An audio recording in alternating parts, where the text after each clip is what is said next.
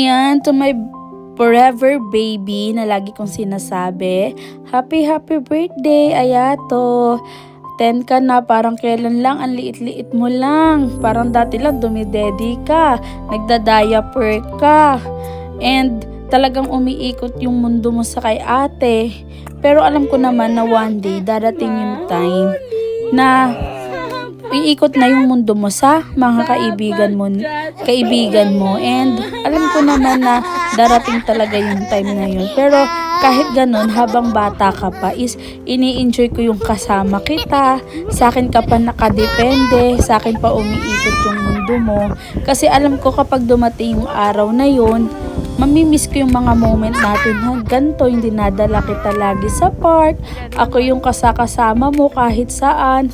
Samantalang naalala ko dati nung unang dating ko dito, halos ayaw mo sa akin lumapit. Samantalang ngayon, halos ang mundo mo sa akin na umiikot. Kaya sa'yo na din umikot ang mundo ng ate. Lagi mo tatandaan, mahal na mahal ka ni ate kahit na anong mangyari. Tignan mo dito, ang cute-cute mo dito. Ito yung unang aral mo ng nursery ka, tapos nagkasakit ka. Lagi tayong magkasama kahit saan.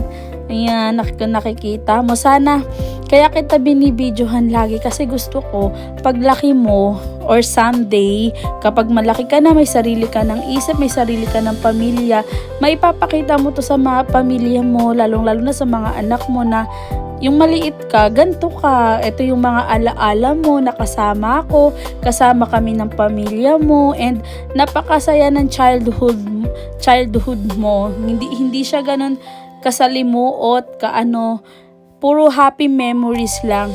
Alam mo naman na kahit na anong gusto mo, binibigay namin, pinaparanas namin sa'yo kasi gusto namin maranasan mo yung mga hindi naranasan ng kuya mo, and napakasaya mo, napaka-appreciated mong bata na kahit sa simpleng ganun lang, nakikita namin yung saya sa mukha mo tuwing aalis tayo. And sa totoo lang sa atin, ikaw yung pinakamahilig mag-travel talaga. Ikaw yung gustong laging umaalis, gumagala, and napakasaya mo. And masaya kami na naipaparanas namin sa'yo yun kasi may mga memories ka na childhood na maikukwento ka kapag nagkapamilya ka na, nagkaroon ka na ng sarili mong mga anak. Ngayong 10 taon ka na, alam ko naman na napalaki kitang mabait, mapagmahal, matulungin sa kapwa, at masunurin na bata. Wala na akong mahihiling pa sa Panginoon. At nagpapasalamat ako kasi alam kong napalaki kita ng maayos. And alam kong makapamilya ka and mahal na mahal mo ang pamilya mo. Ang gusto ko lang ngayong birthday mo is huwag kang magbabago. And sana lumaki ka pang ma-achieve mo yung goal mo sa buhay. Ma-achieve mo kung ano yung pangarap mo. 'Di ba pangarap mong maging pulis? Minsan ang dami mong pangarap, pero sana isa doon matupad mo. And gusto ko mag-aral ka lang ng mabuti. Kaya minsan si ate laging nagiging mahigpit sa'yo sa pag-aaral kasi gusto ko magkaroon ka ng magandang kinabukasan. Kasi gusto ko kung ano mang nararanasan mo ngayon, someday maparanas mo yan sa mga magiging anak mo, sa pamilya mo. Gusto ko lahat ng mga naranasan mo ngayon, mahigitan mo pa na iparanas sa kanila someday. And nagpapasalamat ako kasi ako nagpalaki sa'yo. Alam mo naman, love na love ka ni ate. Lagi ko sa'yong sinasabi. Alam ko na ngayon sa akin pa umiikot yung mundo mo. Pero darating yung time na ang ikot na ang mundo mo sa mga kaibigan mo. Pero alam ko naman na darating yun. Ready naman ako doon. Kaya etong moment na to, yung maliit ka pa, nakadepende ka pa sa akin, nilulubos ko kasi yan yung mga mamimiss ko kapag lumaki ka na ay hindi na sa akin nakadepende yung sarili mo. Kasi marunong ka na magbihis ng sarili mo. Sa lahat ng bagay, marunong ka na. Kaya habang sa akin ka pa nakadepende, ini-enjoy ko yan. Nakikita mo naman, hindi ako nagre-reklamo. Kasi masaya ako doon. Masaya ako sa gawain yun. Pero, lagi mong tatandaan, nandito lang si ate. Kapag lumaki ka na, nagkaroon ka ng problema, pwede mong tawagan si ate, humingi ka ng tulong kay ate. Kasi hindi ako mawala sa tabi mo. Maaaring lumaki ka lang, pero lagi mong tatandaan, ate is always be there.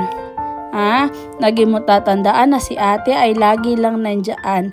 Na may ating nag-aantay sa'yo, makikinig sa'yo, tutulungan ka sa lahat ng bagay. And napakasaya ko na nakikita kitang lumalaki kang ganyan. Napakamasayahin mo, napaka-appreciated mo talagang bata na kahit alam mo yung pag may gusto kang laruan or may gusto ka tapos hindi namin agad na ibibigay, naiintindihan mo siya agad. Kahit matagal bago ibigay sa'yo, naiintindihan mo. And yun yung isang na pinagti-thankful ko talaga na ganun kang bata. Akala nila spoiled ka, hindi ka spoiled. Kung alam lang nila kung paano ka maging matiisin, paano ka nakakaintindi sa mga sitwasyon na hindi pa para angkop sa edad mo, pero naiintindihan mo yung lahat ng yun. And napakasaya ko na nakikita ko yung paglaki mo. Yung paglaki mo ganyan. Unti na nga lang matatangkaran mo na ako sa edad mong 10 years old. Matatangkaran mo na ako. Halos mas malaki na nga yung paa mo sa akin Ganon, tuwing tumititig ako sa'yo araw-araw, halos sa araw-araw na tinititigan kita, doon ko nakikita na ang laki mo na, parang halos buwan-buwan kitang nakikitang lumalaki ka. Parang kulang na lang, baka bago matapos tong taon na to, napakalaki mo na talaga. And masaya ako ganon. Pero minsan, syempre, nalulungkot ako, naiiyak ako kasi hindi ko akalain yung babyng inaalagaan ko dati, ang laki na.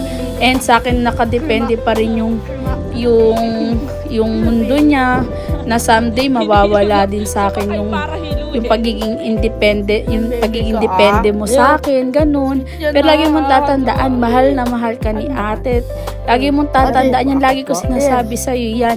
You're my forever and ever baby.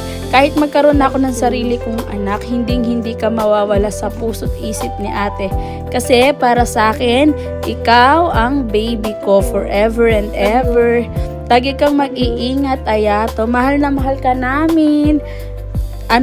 Maging masaya ka pa sa mga next na gagawin nating travel. And sana mag-aral kang mabuti. Yun lang yung gusto ni ate. And ulit, happy birthday sa'yo, Ayato. Mahal na mahal kita.